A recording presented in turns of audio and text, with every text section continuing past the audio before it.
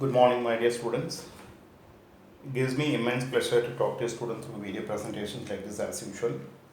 In this particular video presentation, we'll give introduction about arithmetic progression meant for class 10 of CBSE. I am planning to add videos for all chapters of class 10 of CBSE. Those who want to have automatic notification about the new videos being uploaded, please subscribe by clicking the subscribe button as well as the bell icon. Now, you might have seen a case like this.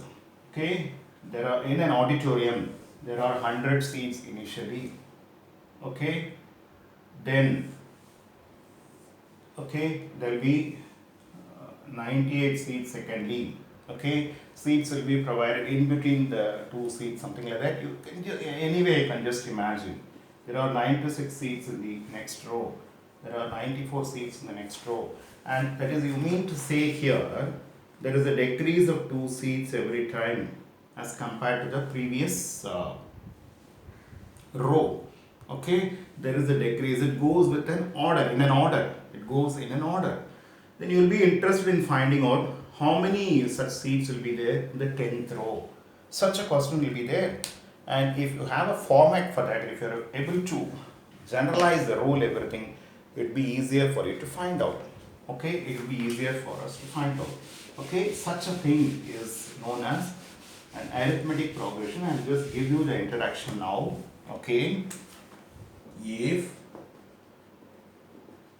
in a sequence of numbers, if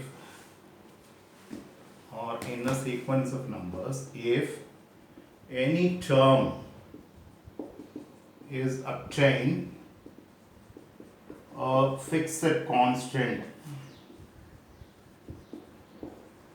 with the previous term by adding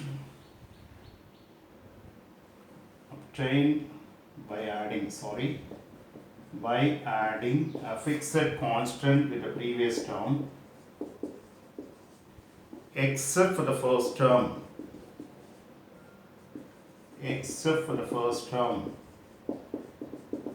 it is known as an arithmetic sequence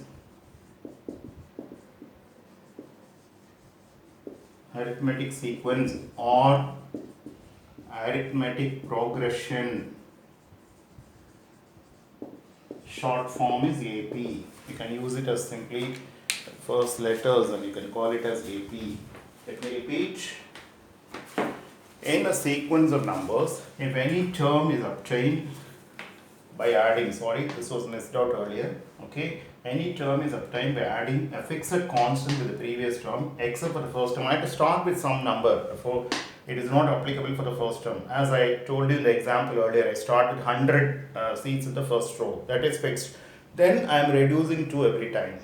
Okay, then such a sequence, it is known as an arithmetic sequence or arithmetic progression. Okay, general format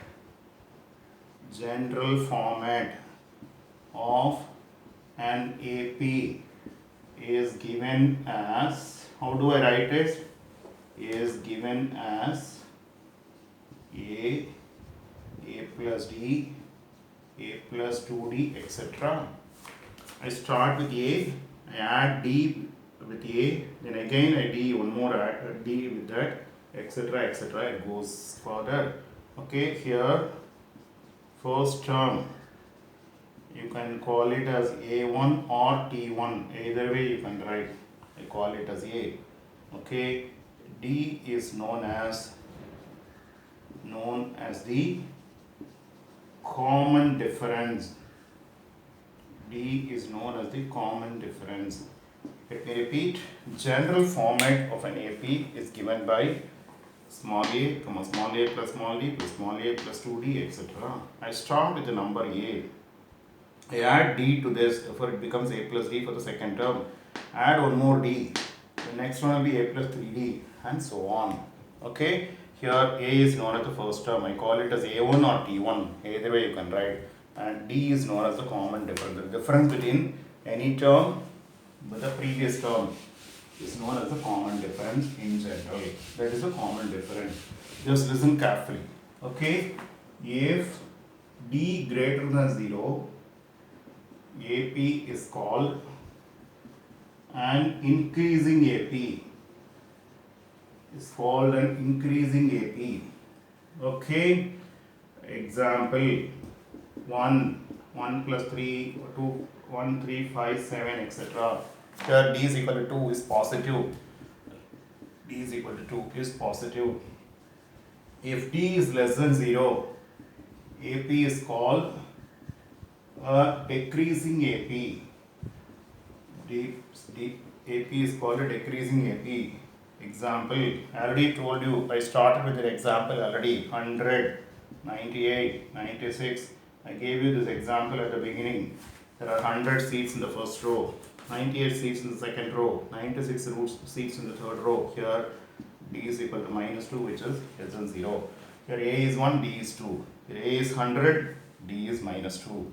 Okay, if d is equal to 0, I mean to say it is a constant AP. If d is equal to 0, it is called a constant AP. It is called a constant AP. 4, 4, 4, 7, 7, 7. D is 0 here. D is supposed to be 0 here. Okay. I don't think it is difficult to follow. It is not at all difficult. Just listen carefully. How to get the general term? Just listen carefully.